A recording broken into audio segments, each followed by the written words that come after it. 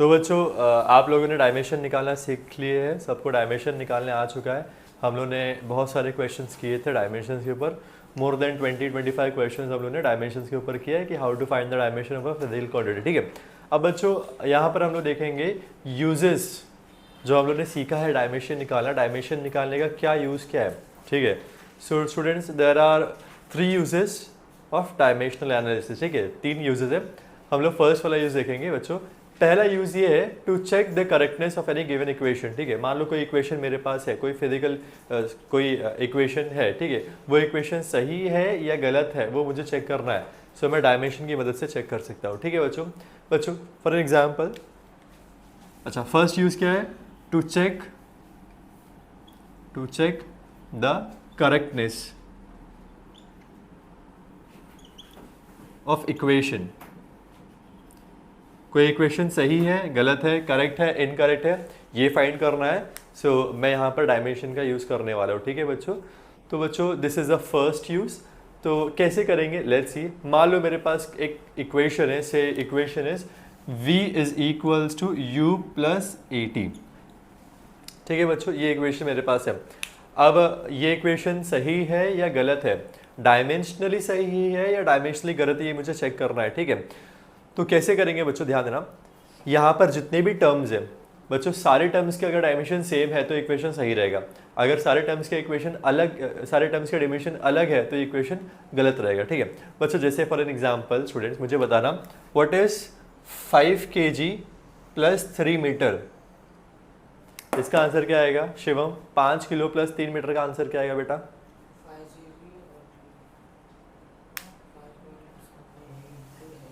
हाँ मोहित, इसका आंसर क्या आएगा 5 kg प्लस 3 मीटर? बोलो आंसर, इजी है ना, इसमें क्या सोचना है। नोमान क्या आंसर आएगा बेटा? इट इज इजी ना, प्लस माइनस किया रहेगा ना आप लोगों ने बचपन में। 5 किलो प्लस 3 मीटर, क्या आंसर आएगा? हाँ क्या आएगा बच्चों? क्या मैं दोनों को ऐड कर सकता हूँ, किलो में मीटर ऐड कर सकता हूँ? नहीं बच्चों, अगर मैं लिखता हूँ यहाँ पे से 8, जैसे आप लोगों ने बोला 8 kg, सही है क्या बच्चों? ये सही है क्या, गलत है? बराबर ना। तो बच्चों अगर मैं किसी चीज़ को ऐड कर रहा हूँ या मैं किसी चीज़ को, मान लो अगर मैं प्लस नहीं कर सकता तो मैं माइनस कर सकता हूँ क्या दोनों को? नहीं कर सकता ना बच्चों। अगर मैं किसी चीज़ को प्लस कर रहा हूँ या माइनस कर रहा हूँ, ठीक है, तो इस बात का ध्यान रखना कि जिसको मैं ऐड कर रहा हूँ उनका यूनिट सेम रहना चाहिए। बराबर बच्चों, अगर 5 kg प्लस 3 kg होता तो उसका आंसर क्या आता? 8 kg। बराबर बच्चों, तो मैं तभी ऐड कर सकता हूँ या तभी सब्ट्रैक्ट कर सकता हूँ जब उनका यूनिट सेम रहेगा। अगर यूनिट सेम नहीं है तो मैं ना ही ऐड कर सकता हूँ ना ही सब्ट्रैक्ट कर सकता हूँ। Clear everyone? ठीक है, तो यूनिट सेम मतलब क्या, डायमेंशन सेम रहना चाहिए। यूनिट सेम मतलब क्या, डायमेंशन सेम रहना चाहिए। ठीक है बच्चों, तो यहाँ पर जितने टर्म्स है सबका डायमेंशन सेम रहना चाहिए। अगर डायमेंशन सेम नहीं है तो इक्वेशन गलत है। समझ में आ रहा है आप लोगों को? फाइन, तो लेट्स चेक बच्चों कैसे करेंगे। तो स्टूडेंट्स यहाँ पर देखो LHS, यहाँ पर ध्यान देना। LHS मतलब ये लेफ्ट हैंड साइड में देखो एक टर्म है V। ठीक है, RHS में कितना टर्म है? RHS में देखो यहाँ पे प्लस है, प्लस के पहले एक टर्म है और प्लस के बाद में एक टर्म है। ठीक है, A और T मिलकर एक टर्म रहेगा। ठीक है बच्चों, this is one term, this is another term, this is another term. ठीक है बच्चों, क्लियर? प्लस के पहले एक टर्म है, प्लस के बाद में एक टर्म है। ठीक है, A और T को सेपरेट टर्म नहीं कंसिडर करना, A और T को एक सेम टर्म कंसिडर करना। क्लियर है? ठीक है, सो बच्चों यहाँ पर हम देखेंगे LHS लेफ्ट हैंड साइड। बच्चों लेफ्ट हैंड साइड में मेरे पास कौन सा टर्म है? मेरे पास जो टर्म है वो है V। ठीक है बच्चों, V का मतलब क्या होता है? वेलोसिटी। V का मतलब क्या होता है? वेलोसिटी। वेलोसिटी का डायमेंशन क्या होता है बच्चों? What is the dimension of velocity? Rough में निकाल के बताओ मुझे वेलोसिटी का dimension. Very good Kanaujia, L1T-1। Clear? ठीक है, सो आई कैन से कि LHS में जो डिमेंशन है क्या है? L1T-1 है। ठीक है, this is my first equation. ठीक है, अब मैं RHS की बात करूंगा बच्चों। RHS स्टूडेंट्स, RHS में मेरे पास क्या टर्म है? RHS में मेरे पास U है। क्या बच्चों? U का मतलब क्या होता है? U का मतलब ही वेलोसिटी होता है। अगर U का मतलब ही वेलोसिटी तो उसका भी डिमेंशन सेम रहेगा, तो क्या आएगा? इसका भी डिमेंशन L1T-1। ठीक है बच्चों, RHS में मेरे पास एक और टर्म है AT। क्या है बच्चों? AT। क्लियर? अच्छा, A और T का डायमेंशन क्या होता है? तो रफ में निकाल लेंगे हम लोग A और T का डायमेंशन। बच्चों A का ए का डिमेंशन क्या होता है आपको पता है? ए का डिमेंशन नहीं, एल टी माइनस टू होता है, ठीक है। चलो नहीं पता तो हम लोग यहाँ पर निकाल देते हैं। एक्सेलरेशन का फॉर्मूला क्या होता है? वेलोसिटी अपॉन टाइम, और वेलोसिटी का फॉर्मूला क्या होता है? Displacement upon time. क्लियर? तो यहाँ से बन जाएगा एल अपॉन टी टू, तो a equal to L one T minus two. ये मिल गया ए का डिमेंशन, बराबर बच्चों। सो ए का डिमेंशन क्या आया मुझे? ए का डिमेंशन आया L one T minus to, ठीक है। और टी का, टाइम का डिमेंशन क्या होगा बच्चों? T one. क्लियर है एवरीवन? यहां पर ध्यान देना, t माइनस टू और t प्लस वन मिलकर क्या हो जाएगा? t माइनस वन हो जाएगा, ठीक है। सो फाइनली मुझे मिलेगा l one t minus one. Are you getting the student? समझ में आ रहा है आप लोग को? स्टूडेंट्स यहां पर ध्यान देना आप लोग। अभी ध्यान दो, LHS में जो टर्म है उसका dimension L1 t minus one आ रहा है। RHS में भी जितने टर्म है, RHS में जो टर्म्स है उसका भी डिमेंशन क्या हो रहा है? L1 t minus one, L1 t minus one, ठीक है। तो आई कैन से RHS का भी जो डिमेंशन है, RHS का डिमेंशन क्या आएगा? L1 t minus one plus L1 t minus one ना, U प्लस AT है ना, तो U का dimension L1 t minus one, AT का dimension L1 t minus one है। Clear everyone? This is my equation number 2। अब मैं लिख सकता हूं कि फ्रॉम 1 एंड 2, इक्वेशन 1 देखो, इक्वेशन 1 में जो टर्म है उसका dimension L1 t minus one आया, इक्वेशन 2 में भी जो टर्म है उनका भी dimension L1 t minus one, ठीक है। सबका डिमेंशन सेम है, ठीक है। हेंस गिवन इक्वेशन जो है ना इज डायमेंशनली करेक्ट। जो इक्वेशन मुझे दिया हुआ है वो क्या बच्चों? डायमेंशनली करेक्ट है, ठीक है। समझ में आ रहा है बच्चों आप लोग को? Clear? Are you getting the students? ठीक है। तो स्टूडेंट्स ये लिख लो आप लोग, ये इक्वेशन लिख लो। उसके बाद में आप लोग सेकेंड वाला क्वेश्चन है ये खुद से करेंगे। S equals to u t minus two a t square, ये इक्वेशन डायमेंशनली सही है या गलत है आपको फाइंड करना, ठीक है। हाँ, यहाँ ध्यान देना स्टूडेंट्स, अभी जिसका नहीं आया है वो यहाँ पर ध्यान देंगे, जिसका आ चुका है वो कोई इश्यू नहीं, ठीक है। बच्चों इक्वेशन क्या है मेरे पास? इक्वेशन है S equals to u t minus two a t square, ठीक है बच्चों, यहाँ ध्यान दो। अच्छा, जिसका ये वाला क्वेश्चन हो चुका है वो लोग क्या करो, एक दूसरा क्वेश्चन देता हूँ आप लोगों को। V square equals to two u square minus a s, ठीक है, ठीक है। चेक करो, एस का मतलब यहाँ पर डिस्प्लेसमेंट है। चलो जिसका नहीं आया है वो इस क्वेश्चन पर ध्यान देंगे। बच्चों ये क्वेश्चन में मैं LHS की बात करूं, LHS, ठीक है। LHS में क्या है? LHS में है डिस्प्लेसमेंट, ठीक है, डिस्प्लेसमेंट है। सो S डिस्प्लेसमेंट का डिमेंशन क्या होता है बच्चों? L1 होता है, L1। So this is my equation number 1, ठीक है। अभी मैं RHS की बात करूंगा स्टूडेंट्स, RHS। सो RHS में क्या है बच्चों? देखो RHS में दो टर्म है, ठीक है, एक ये टर्म है और एक दूसरा टर्म है। अच्छा, तो UT का फाइंड करेंगे, UT का। सबसे पहले UT बच्चों, U का डिमेंशन होता है L1 T माइनस वन और T का डिमेंशन होता है T1, ठीक है। T माइनस वन और T1 कैंसिल हो जाएगा, बचेगा यहाँ पर L1। अभी सेकेंड टर्म क्या है बच्चों? 280 स्क्वायर, तो 2 को मुझे इग्नोर करना है, सिर्फ और सिर्फ 80 स्क्वायर को मैं लूंगा, क्योंकि नंबर्स को इग्नोर करते हैं हम लोग डिमेंशन में, ठीक है। तो A का डिमेंशन क्या आता है? A का डिमेंशन होता है L1 T माइनस टू, और यहाँ पे टी स्क्वायर बोला मतलब T पावर 2, ठीक है। देखो T minus two, T plus two cancel हो जाएगा, क्या बचेगा यहाँ पर? बचेगा L1। So therefore I can से RHS का डिमेंशन क्या आया मुझे? RHS का डिमेंशन आया है मुझे UT के जगह पे L1 प्लस, सॉरी माइनस है ना, माइनस 80 स्क्वायर का डिमेंशन क्या है? ये भी आया L1। क्लियर है एवरीवन? सो बच्चों यहाँ पर आप देख सकते हो सारे टर्म, LHS का जो टर्म है और RHS का जो टर्म है सबका डिमेंशन सेम है। सो हेंस लास्ट में आप लोग क्या लिखोगे कि the above equation is dimensionally correct. याद ध्यान दो, ठीक है।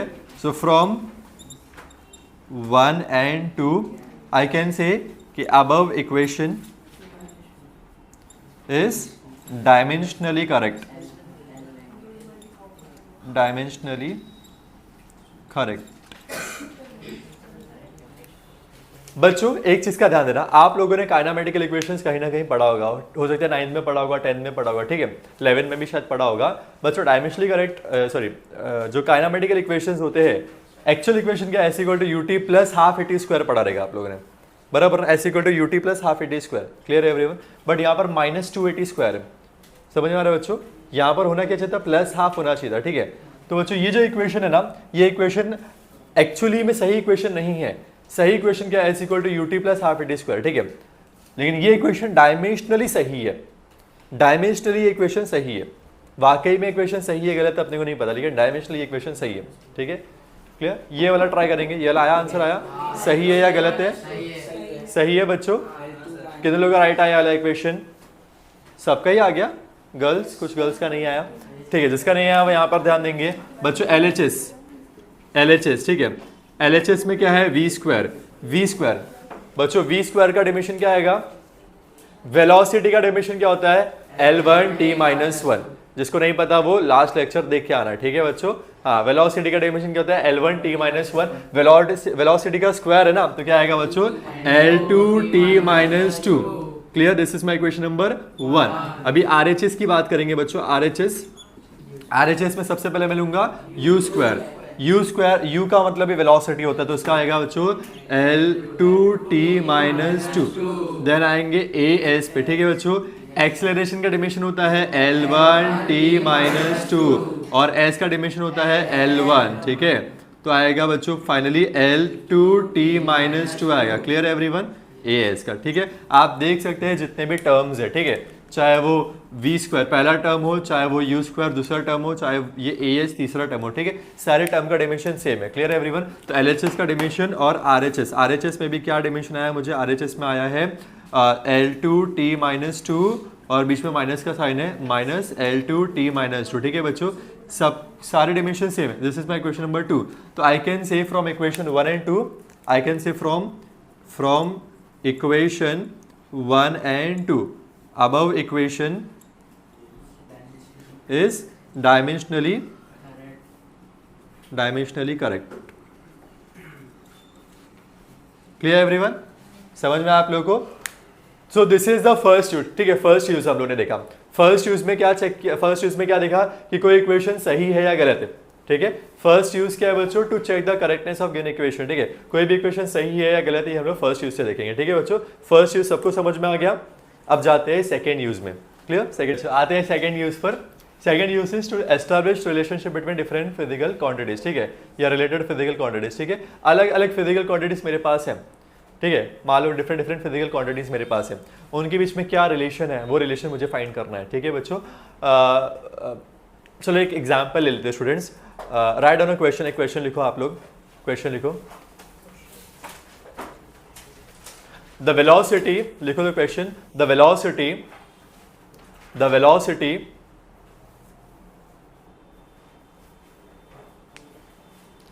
of a car, the velocity of a car moving in a circular path, depends on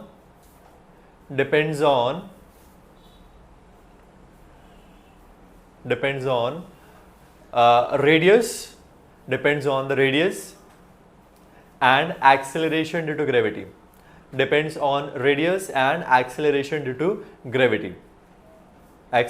gravity, ठीक है। तो बच्चों जो क्वेश्चन मैंने यहाँ पर लिखा हुआ है, ठीक है, क्वेश्चन पे अभी आप लोग ध्यान देना।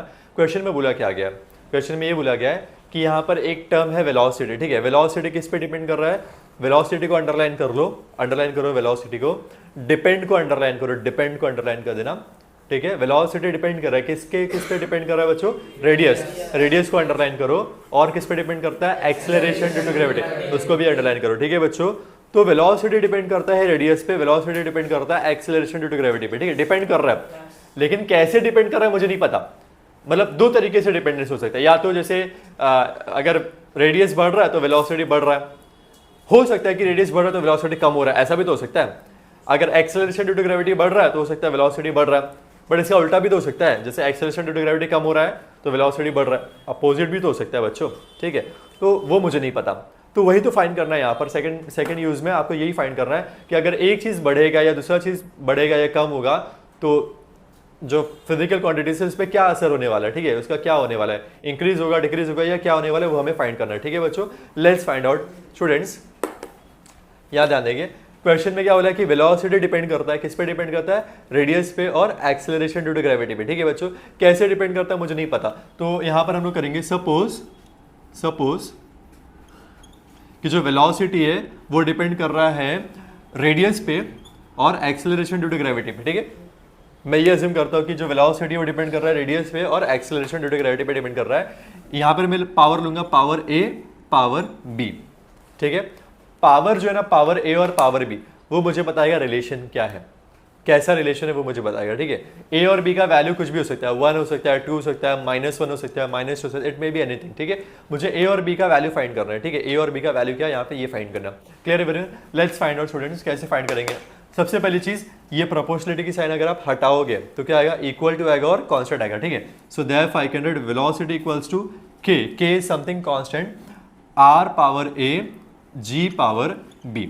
ठीक है बच्चों, अब यहाँ पर जितने भी टर्म्स है सारे टर्म्स का मैं डायमेंशन लिखता हूँ। ठीक है बच्चों, जैसे वेलोसिटी का डायमेंशन क्या होता है स्टूडेंट्स, वेलोसिटी का dimension L1 t minus 1, L1 t minus 1। ठीक है बच्चों, इज इक्वल्स टू के क्या है, कांस्टेंट, कांस्टेंट को इग्नोर कर दो आप लोग। आर का मतलब रेडियस, रेडियस मतलब लेंथ होता है, तो लेंथ का डायमेंशन क्या होगा बच्चों, L1।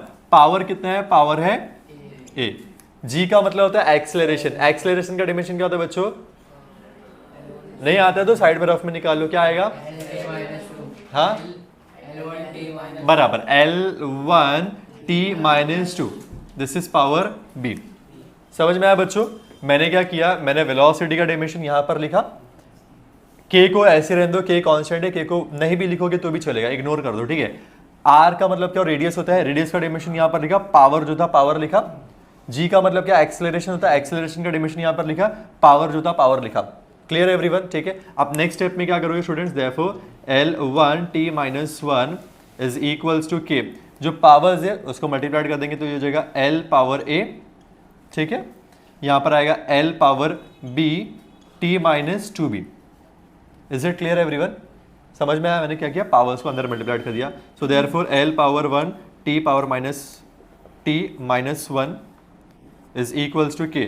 बच्चों यहां पर आप लोग ध्यान दो, L पावर a और L पावर b मिलकर क्या हो जाएगा स्टूडेंट्स, अगर बेस सेम है तो पावर ऐड हो जाते हैं। ठीक है, तो बेस सेम है तो पावर करेंगे ऐड, a प्लस b हो जाएगा, पावर्स विल गेट एडेड। ठीक है, तो यहां पर बचेगा t minus 2b।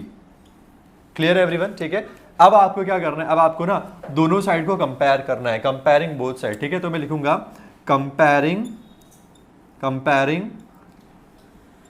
Both side, दोनों साइड को मैं क्या करूंगा, कंपेयर करूंगा। ठीक है बच्चों, अगर मैं दोनों साइड को कंपेयर कर रहा हूं तो मुझे क्या मिल रहा है, यहाँ पर ध्यान दो, यहाँ पे L का पावर कितना होना चाहिए, 1, यहाँ पे L का पावर कितना है, a प्लस b, तो I can say a plus b equals to 1। ठीक है बच्चों, a प्लस बी का जो value it should be equals to 1। ठीक है, so a plus b should be equals to 1 and बच्चों t का पावर कितना है, -1, t का पावर कितना है, तो I can say -1 should be equals to -2b। अगर मैं कंपेयर करूं तो ये -1 है, यहाँ पे -2b, दोनों को कंपेयर करेंगे तो -1 इक्वल टू -2b आएगा। ठीक है बच्चों, अब यहाँ पे ध्यान दो, ये माइनस और ये माइनस कैंसिल हो जाएगा। ठीक है, तो b क्या आएगा, b 1/2 इक्वल्स टू b आएगा। ठीक है, 2 को यहाँ भेजोगे, सो देयरफॉर b का वैल्यू क्या आ गया, 1/2। अच्छा, b मिल गया, अब मुझे a फाइंड करना, तो मैं क्या करूंगा, b को उठाऊंगा और ये ऊपर वाले इक्वेशन में पुट करूंगा। ठीक है, b को उठा के ऊपर वाले इक्वेशन में पुट करेंगे तो क्या मिलेगा मुझे, but a plus b equals to 1 है, so therefore a plus b का वैल्यू क्या है बच्चों, 1/2 इक्वल्स टू 1। 1/2 को वहां भेजो तो क्या आएगा students, a equals to 1 minus 1/2। ठीक है, 1 माइनस 1/2 करो कितना बचेगा बच्चों, रिजवान कितना आएगा, 1 माइनस 1/2, हाँ रिजवान 1/2 ही तो आएगा, 1/2 ही आएगा। Clear everyone? मुझे a मिल गया, हाँ मिल गया, मुझे b मिल गया, हाँ मिल गया। ठीक है, a को उठाओ और b को उठाओ, इक्वेशन नंबर 1 में पुट कर दो, a को उठाओ b को उठाओ, इक्वेशन नंबर 1 में पुट कर दो, तो मुझे मिल जाएगा रिलेशन। ठीक है, चलो इक्वेशन नंबर 1 में पुट करने पे क्या मिल रहा है रिलेशन, यहाँ ध्यान देंगे, velocity is proportional to r power a का वैल्यू कितना है बच्चों, 1/2, g पावर g का वैल्यू कितना, b का वैल्यू कितना है, 1/2। ठीक है, so therefore I can say velocity is proportional to r g the whole power 1/2। अच्छा, 1/2 मतलब क्या, अंडर रूट, 1/2 मतलब क्या, अंडर रूट। Clear everyone? यहाँ पे प्रोपोर्शनलिटी के साइन हटा गया, v equals to k under root r g. ये आपको एक फॉर्मूला मिल गया, ये आपको यहाँ पे एक फॉर्मूला मिल गया। मतलब ये सेकेंड यूज से आप लोग कोई फॉर्मूला डिराइव कर सकते हो, ठीक है। कोई फॉर्मूला अगर आपको डिराइव करना रहा, ठीक है, कि जैसे यहाँ पे वेलोसिटी आर और जे के बीच में क्या फॉर्मूला बन रहा है, this you can derive. Clear है everyone? Are you understanding students? ठीक है, अच्छे से देख लो। और इसके बाद में आप लोग एक क्वेश्चन दे रहा हूं मैं, पहले इसको देख लो, अच्छे से देख लो और लिख लो पहले। Establish relationship between time period of a pendulum, establish relationship between time period of a pendulum,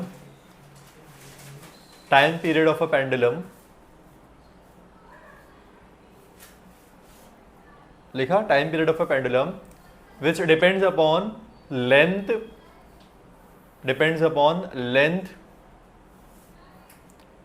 and acceleration due to gravity, depends on length and acceleration due to gravity, depends on length and acceleration due to gravity.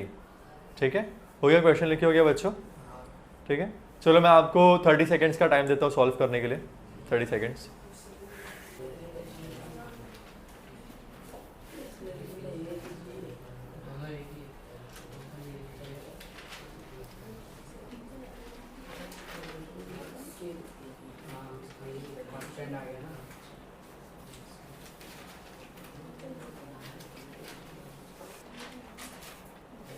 आगे answer.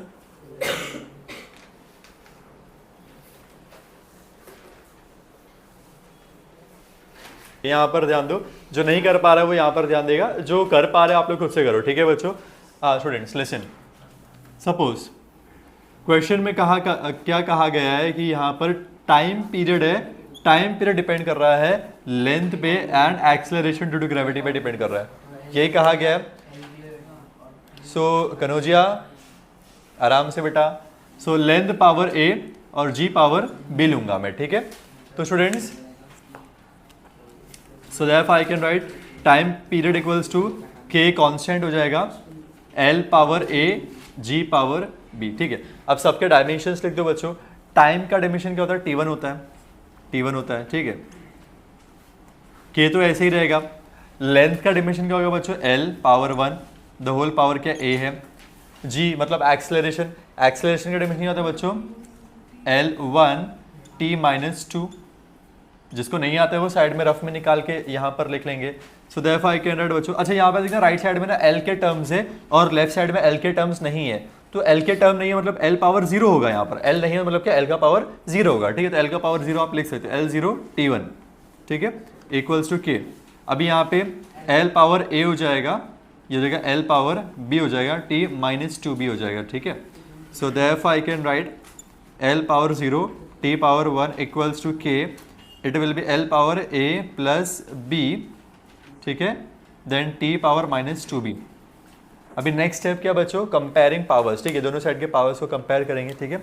So on comparing, अगर मैं compare करूंगा तो मुझे क्या मिलेगा students? यहाँ पर 0 है, यहाँ पर a प्लस बी है, मतलब a plus b should be equal to 0, ठीक है। तो a प्लस बी का वैल्यू क्या आना चाहिए? 0 आना चाहिए था। So a plus b should be equals to 0 आना चाहिए, ठीक है। एंड आप देखेंगे यहाँ पे पावर क्या है? t का पावर 1 है, यहाँ पे t का पावर माइनस 2b है, ठीक है। सो आई can say 1 should be equals to minus 2b, 1 should be equals to minus 2b, ठीक है। सो यहाँ से मुझे b मिलेगा माइनस 1/2 मिलेगा b। किसी को आया था b का वैल्यू माइनस 1/2? आ गया था, नेगेटिव 1/2 आया था, वेरी गुड, ठीक है। अच्छा, b का वैल्यू माइनस 1/2 आया। अब इसको b को उठाएंगे, यहाँ पर पुट करेंगे तो मुझे a का वैल्यू मिलेगा, ठीक है। So now a plus b equals to 0 है, a b का वैल्यू कितना है? माइनस 1/2 इक्वल्स टू 0 है। So therefore a equals two plus 1/2, ठीक है। मुझे a मिल गया, b मिल गया, हाँ मिल गया। दोनों को उठाएंगे, इक्वेशन नंबर 1 में पुट करेंगे। सो मुझे क्या रिलेशन मिलेगा इक्वेशन नंबर 1 में पुट करने के बाद में? So t proportional to L power a कितना है बच्चों? 1/2 है, इंटू g पावर कितना है बच्चों? माइनस 1/2 है। अच्छा, पावर नेगेटिव है, पावर को पॉजिटिव बनाना है तो क्या करूंगा मैं? ये ऊपर पावर नेगेटिव है, ठीक है, इसको पॉजिटिव बनाने के लिए मैं क्या करने वाला पता है? g को नीचे लेके चले आऊंगा। g को अगर आप नीचे लेके चले जाओगे ना तो ये पावर जो नेगेटिव है वो पॉजिटिव बन जाएगा, ठीक है। So therefore T proportional to बच्चों L upon G the whole power 1/2 आ जाएगा। L पावर 1/2 और G पावर 1/2 तो होल पावर 1/2 आ जाएगा। So therefore T is proportional to under root of L upon G आ जाएगा। प्रोपोर्शनलिटी को हटाओगे तो क्या आएगा, T equals to something constant K under root of L by G। ठीक है, ये कांस्टेंट K की एक वैल्यू होती है, 2 पाई एक वैल्यू होती है, बट वो लिखने की जरूरत नहीं है। ठीक है, आपको यहाँ तक ही लिखना रहेगा। ठीक है, कोई yes everyone, will see the third uses of dimensional analysis. बच्चों थर्ड यूज क्या है, third use is to find the conversion factor between different system of units. ठीक है बच्चों, कन्वर्जन फैक्टर। अब व्हाट इज कन्वर्जन फैक्टर बच्चों, जैसे कि मान लो से 1 kg। ठीक है बच्चों, kg क्या है बच्चों, kg is the SI unit of mass, बराबर kg क्या एसआई यूनिट। ठीक है, अगर मुझे इसको सीजीएस यूनिट में कन्वर्ट करना है, ठीक है, सीजीएस यूनिट क्या है बच्चों, ग्राम। तो 1 kg में कितने ग्राम होते हैं बच्चों, 10⁻³ ग्राम, बराबर बच्चों, क्लियर एवरीवन। तो यहाँ पर मैंने क्या किया, यहाँ पर मैंने kg को ग्राम में कन्वर्ट किया, kg को ग्राम में कन्वर्ट किया। ठीक है, kg व्हाट एसआई यूनिट और ग्राम क्या है बच्चों, सीजीएस यूनिट। ठीक है, तो यहाँ पे कन्वर्जन फैक्टर क्या है, 10⁻³ is the conversion factor. kg को ग्राम में कन्वर्ट करना तो 10⁻³ इज द कन्वर्जन फैक्टर। ठीक है बच्चों, अब वैसे ही मान लो स्टूडेंट्स, मान लो मेरे पास 1 मीटर है। ठीक है, 1 मीटर। ठीक है, 1 मीटर क्या है बच्चों, 1 metre is SI unit. 1 metre क्या बच्चों, एसआई यूनिट ऑफ लेंथ। ठीक है, इसको सीजीएस में कन्वर्ट करना है। सीजीएस क्या यूनिट है इसका, सेंटीमीटर। ठीक है, तो 1 metre equals how much centimetre, 10⁻² centimetre. Clear है एवरीवन। ठीक है, सो बच्चों यहां पर आप देख सकते हैं कि यहां पर मैंने क्या किया, एसआई यूनिट को सीजीएस यूनिट में जब कन्वर्ट किया स्टूडेंट्स, जब मैंने एसआई यूनिट को सीजीएस यूनिट में कन्वर्ट किया तो एक कन्वर्जन फैक्टर आया, जैसे यहां पर 10⁻³ आया, यहां पर 10⁻² आया। ठीक है, ये हो गया मास के लिए, ये हो गया लेंथ के लिए। ठीक है, अब दूसरे फिजिकल क्वांटिटीज में क्या कन्वर्जन फैक्टर्स है वो हमें फाइंड करना है। ठीक है बच्चों, जैसे फॉर एन एग्जांपल स्टूडेंट्स, मान लो फोर्स है। ठीक है, फोर्स का एसआई यूनिट क्या है, फोर्स का एसआई यूनिट, फोर्स में एसआई यूनिट इज न्यूटन। क्या है बच्चों, न्यूटन। फोर्स का सीजीएस यूनिट क्या है, सीजीएस यूनिट, फोर्स का सीजीएस यूनिट इज डायन। क्या बच्चों, डायन नहीं रे, क्या डायन नहीं है बेटा, डायन, क्या बच्चों, डायन। क्या शिवम, ये वो वाली डायन थोड़ी ना है, एक थी डायन, ये क्या है बच्चों, डायन। सीजीएस यूनिट इज डायन। ठीक है बच्चों, क्लियर है एवरीवन। तो बच्चों 1 न्यूटन कितना डायन होता है, सुन रहे क्या रिजवान, 1 न्यूटन में कितनी डायन है ये आपको फाइंड करना है। ठीक है बच्चों 1 न्यूटन में कितनी डायन है स्टूडेंट्स, ये आपको फाइंड करना है। ठीक है, जैसे 1 किलो में 10⁻³ ग्राम थे, वैसे 1 न्यूटन में कितनी डायन है। ये डायन मतलब यार तुम लोग हंस रहे हो, बी सीरियस स्टूडेंट्स। हाँ, तो 1 न्यूटन में कितने डायन है ये आपको फाइंड करना है। ठीक है, तो ये फाइंड करेंगे हम लोग यहाँ पे थर्ड यूज से। क्लियर एवरीवन, लेट्स सी कैसे करेंगे बच्चों, ध्यान देना। सबसे पहले फोर्स का डायमेंशन क्या होता है, what is the dimension of force, याद है किसी को, क्या था, बराबर क्या है, m1 L1 T-2। सही बोल रहे हो। ठीक है, तो फोर्स का dimension is m1 L1 T-2। Clear everyone. यहां पर बच्चों LHS में आप लोग ने LHS में कौन सा सिस्टम ऑफ यूनिट लिखा है, SI सिस्टम। ठीक है, SI सिस्टम को मैं 111 से डिनोट करूंगा, 111 इज फॉर SI सिस्टम। ठीक है, इक्वल टू x। डायन जो है, डायन इधर देख रहे, डायन जो है वो भी फोर्स का यूनिट है, तो यहां पर भी सेम डायमेंशन आएगा m1 L1 T-2, बट यहां पर 2 से नोट करो। ठीक है बच्चों, 111 क्या है, 1 इज फॉर SI यूनिट और 2 इज फॉर CGS यूनिट। ठीक है, मुझे क्या फाइंड करना है, मुझे x फाइंड करना है। क्या फाइंड करना है बच्चों, x। ठीक है, so therefore x equals to x, ये नीचे आ जाएगा, ये क्या होगा, यहाँ पे आएगा तो नीचे आएगा। ठीक है बच्चों, सो ऊपर क्या आएगा, m1 L1 T-2 111, नीचे क्या आएगा, m1 L1 T-2 2 ठीक है बच्चों, ऐसे लिख लो कि 1 वाले जो है वो है SI, क्या बच्चों, SI, और 2 वाले क्या बच्चों, CGS, ताकि आपको याद रहे। ठीक है बच्चों, नहीं तो भूल जाओगे। Clear. Now students, therefore x equals to students m का मतलब क्या होता है बच्चों, m का मतलब मास। ठीक है, मास का SI यूनिट क्या होता है, मास का SI यूनिट kg। पावर कितना है, 1। L का मतलब क्या होता है, लेंथ का SI यूनिट क्या होता है बच्चों, मीटर। पावर कितना है, 1। T का मतलब क्या होता है बच्चों, टाइम का SI unit second, second power -2। Clear everyone? यहाँ पे m का मतलब क्या हो गया? मास। मास का सीजीएस यूनिट क्या है बच्चों? ग्राम। पावर 1। l का मतलब क्या हो गया? लेंथ। लेंथ का सीजीएस यूनिट पावर कितना है? 1। t का मतलब टाइम। टाइम का CGS unit second. Second. Clear है एवरीवन? ठीक है। हाँ, यहाँ पर s-2 कैंसिल हो रहा है, दिख रहा है आप लोग को? s-2 कैंसिल हो रहा है। क्या बच रहा है स्टूडेंट्स? ऊपर बच रहे kg m, नीचे क्या बच रहा है? g centimetre. बच्चों 1 kg में कितना ग्राम होता है? 10⁻³ ग्राम। क्लियर है एवरीवन? 1 मीटर में कितना सेंटीमीटर होता है? 10⁻² सेंटीमीटर। क्लियर है एवरीवन? नीचे वाली चीजों को ऐसे क्या ऐसे रखना है, ठीक है? छेड़ना नहीं है। क्लियर? फाइन। देखो, gram gram cancel, centimetre centimetre cancel. आप क्या बचेगा बच्चों? आप बचेगा x इक्वल्स टू 10⁻³ इंटू 10⁻²। ठीक है बच्चों, अगर बेस सेम है तो पावर क्या होगा? ऐड हो जाएगा 3 + 2। सो देयरफॉर x की वैल्यू कितनी आ रही है बच्चों? 10⁻5। x मिल गया 10⁻5। So therefore I can write say this is my equation number 1। So from equation 1 I can write 1 newton equals to x के जगह पे क्या लिखोगे? 10⁻5 ए 10⁻5 डायन। कितना बच्चों? 1 न्यूटन में कितनी डायन है? क्लियर है एवरीवन? समझ में आप लोगों को? चलो ठीक है, फाइन। सॉल्व कर लो स्टूडेंट्स। बच्चों ये करने के बाद होमवर्क लिखना। होमवर्क विल बी आपको फाइंड करना रहेगा बच्चों से फिजिकल क्वांटिटी। मेरे पास है physical quantity. Physical quantity is work. ठीक है, इसका एसआई यूनिट क्या होता है बच्चों? वर्क का एसआई यूनिट जूल। क्या होता है बच्चों? जूल। ठीक है, इसका सीजीएस यूनिट क्या होता है? सीजीएस यूनिट अर्ग। क्या होता है बच्चों? अर्ग। आपको फाइंड करना है कि 1 जूल में कितना अर्ग है, ये आपको फाइंड करना है। क्लियर है एवरीवन? ये होने के बाद में आप लोगों को ये फाइंड करना रहेगा। Is it clear? हाँ बच्चों ठीक है, आगे बढ़ेंगे। बच्चों हम लोगों ने यूजेस तो देख लिया। Now will see limitations. ठीक है, लिमिटेशंस क्या है? डायमेंशंस के। ठीक है, यूजेस कितने देखा हम लोगों ने? 3 यूजेस देखा। पहला यूज क्या था? To check the correctness of any given equation. कोई इक्वेशन सही है या गलत है वो चेक करना। सेकंड यूज क्या था बच्चों? To establish relation between different physical quantities. ठीक है, थर्ड यूज क्या था? कन्वर्जन फैक्टर फाइंड करना। क्लियर? 3 यूजेस हम लोगों ने देख लिया। Now we will see the limitations. ठीक है, क्या लिमिटेशंस है बच्चों? सबसे पहला लिमिटेशंस ये है कि अगर आपके पास कोई डायमेंशनलेस कांस्टेंट है, डायमेंशनलेस कांस्टेंट, ठीक है, जैसे कोई कांस्टेंट है जो डायमेंशनलेस है, उसका वैल्यू यहां से आपको नहीं पता चलेगा। उसका वैल्यू आप इस मेथड से नहीं पता लगा सकते हो। ठीक है, कोई भी डायमेंशनलेस कांस्टेंट का वैल्यू आप लोगों को नहीं पता चल सकता है। ठीक है, जैसे सेकेंड यूज हम लोगों ने जब देखा था, सेकेंड यूज में हम लोग ने रिलेशन जो डिराइव किया था, जैसे v प्रोपोर्शनल टू √r(g), ये रिलेशन डिराइव किया था। बराबर बच्चों?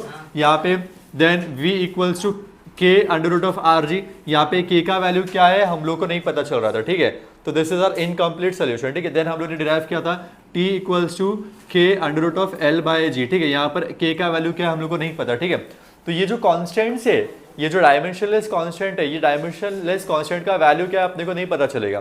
क्लियर? ठीक है, so this is the first limitation. This is the first limitation. ठीक है, सेकंड लिमिटेशन क्या है बच्चों? सेकंड लिमिटेशन, मान लो कोई ऐसा कांस्टेंट है जो डायमेंशनलेस नहीं है।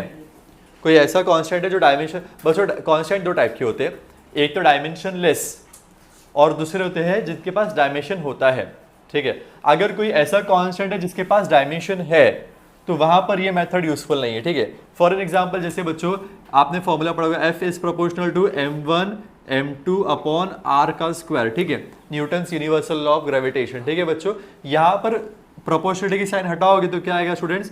f equals to g m1 m2 upon r square. ठीक है, यहाँ पर जो g है, g is a constant. g क्या है बच्चों? कांस्टेंट है। g ऐसा कांस्टेंट है जिसके पास डायमेंशन होता है। g एक ऐसा कांस्टेंट है जिसके पास डायमेंशन होता है। क्लियर है एवरीवन?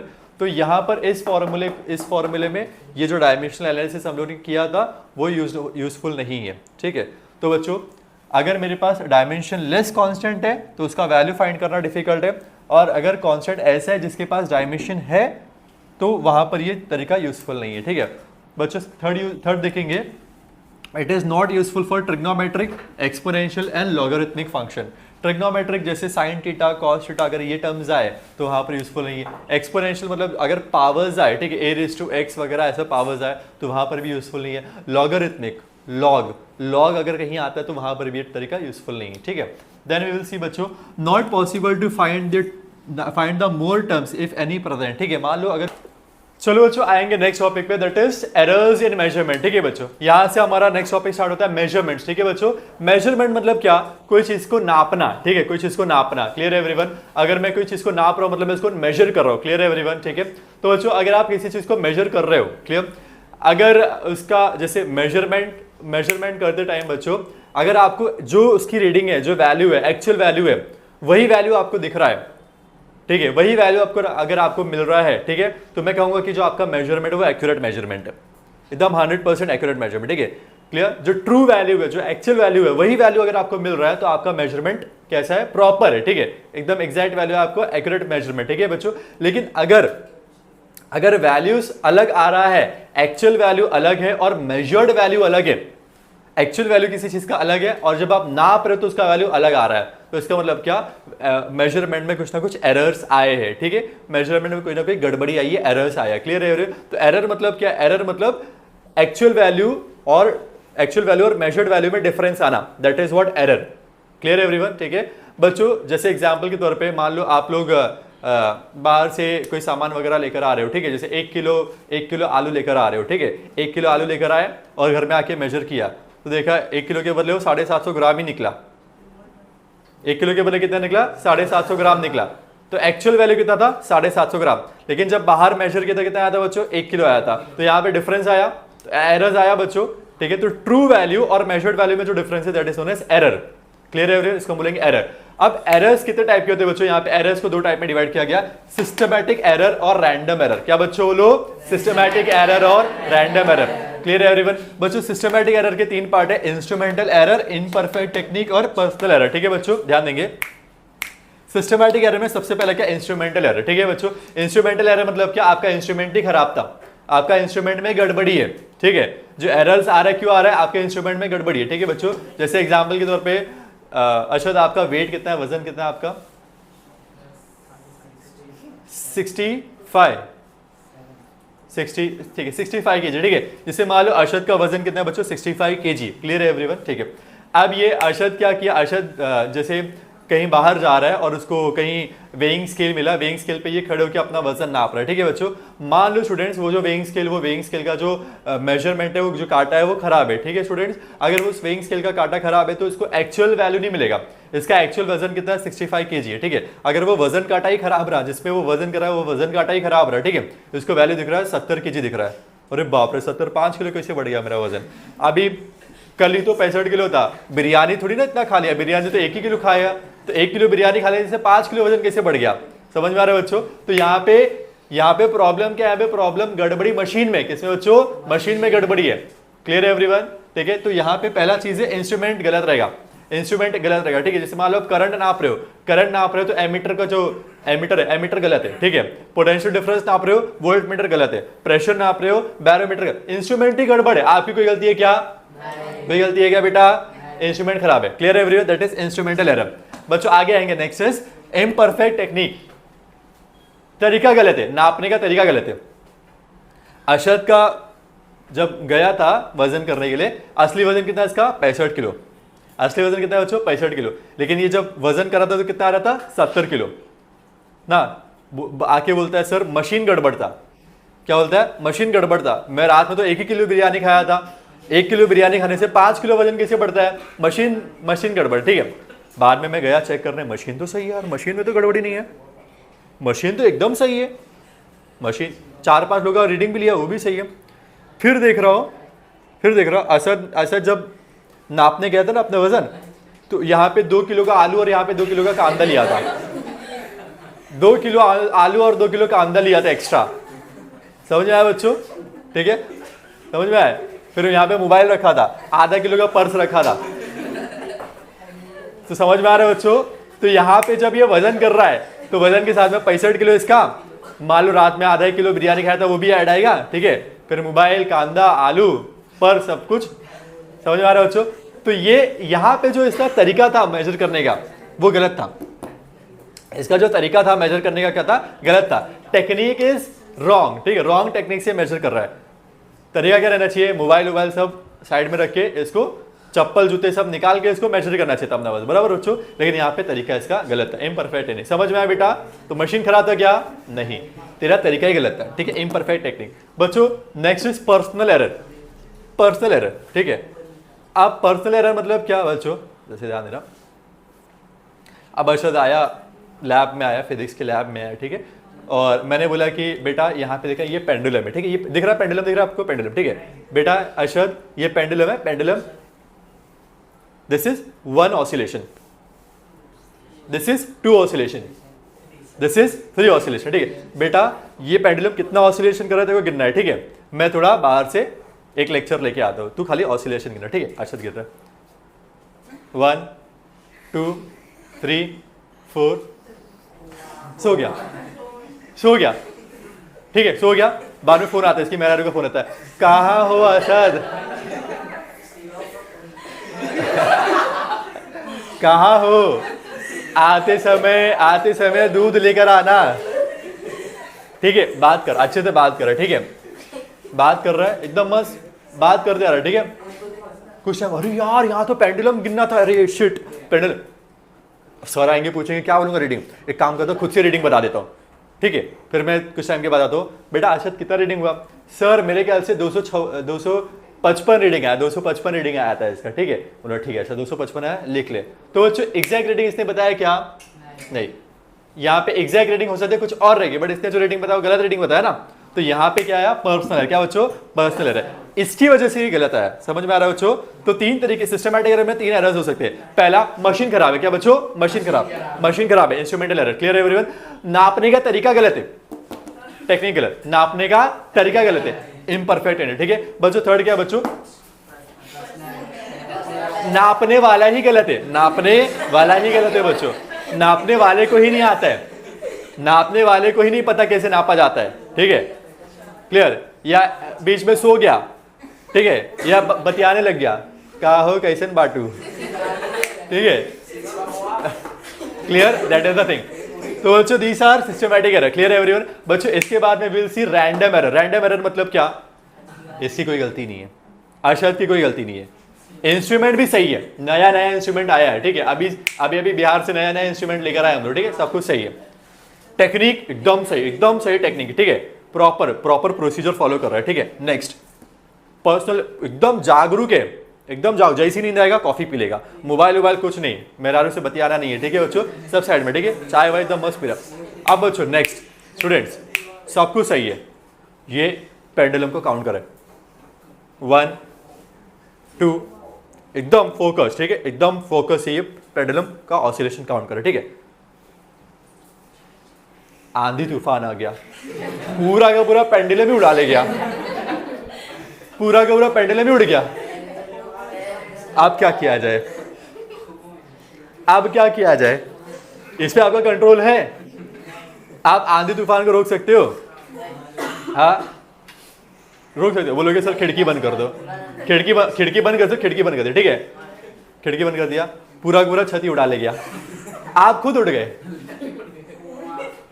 समझ आ रहा है बच्चों, clear, that is random. Random error मतलब क्या, इस पे आपका कोई कंट्रोल नहीं है, कंडीशंस खराब हो गए, ठीक है, टेम्परेचर अपने आप बढ़ गया या टेम्परेचर अपने आप कम हो गया, बाढ़ आ गई, सुनामी आ गई, अर्थक्वेक आ गया, नेचुरल कैलामिटीज हो गया, समझ में आ रहा है बच्चों। तो वहां से जो एरर आएगा दैट इज रैंडम एरर, इस पे आपका कंट्रोल नहीं है, ठीक है। यहां पर आप कंट्रोल कर सकते हो, इंस्ट्रूमेंट खराब है, इंस्ट्रूमेंट बदल लो, तरीका सही नहीं है, तरीका वापस से चेंज, प्रोसीजर वगैरह पढ़ के वापस चेंज करो, इंसान में गड़बड़ है, इंसान को बदल दो, समझ आ रहे हो बच्चों। लेकिन यहाँ पे आप चेंज कर सकते हो, यहाँ पे आपका कोई पकड़ नहीं है, रैंडम एरर में आप लोग रैंडम एरर को रेक्टिफाई नहीं कर सकते हो, ठीक है, मिनिमाइज नहीं कर सकते रैंडम एरर को, क्योंकि ये नेचुरल है, कंडीशंस कभी भी कुछ भी चेंज हो सकते हैं, ठीक है। तो रैंडम एरर्स को आप नहीं वो कर सकते हो, मिनिमाइज नहीं कर सकते। क्लियर एवरीवन, समझ में आ रहा है। तो this type of errors are there, is it clear everyone.